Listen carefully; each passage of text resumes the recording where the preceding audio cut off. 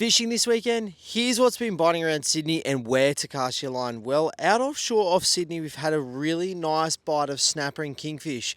The snapper, particularly out offshore, have been biting, particularly in the afternoon. Some really nice fish and some very good size ones. Fish in excess of that 70 centimetre range, which is some really nice snapper to be having this time of year.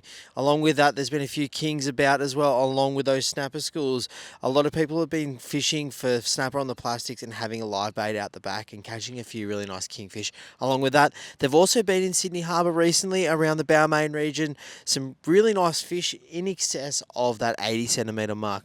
Along with that, our flats have been producing some really nice flathead. This time of year is a bit unusual for our flathead to be up there, but at times when they are there, there's some really nice fish. Fish in excess of that 70 centimetre mark.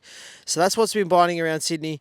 Here's where to go fishing this weekend. And well, like what we have behind me, this weekend looks to be a really nice weekend with some low winds and low swell and plenty of options to be able to go out and have a fish. Let's look at the morning first. We've got a run out tide in the morning. Now, with the flathead that's been biting on the sand flats and the conditions being pretty similar to what's been over the last week, I would definitely head out to those sand flats, maybe tie in a bigger hard body. Daiwa double clutch could be a good one to use. Also 5 to 7 inch style soft plastics to see if there's any big flathead hanging around the sand flats. Places like Towra, Port Hacking, along Gymea Bay and Main Bar are also really good ones to use.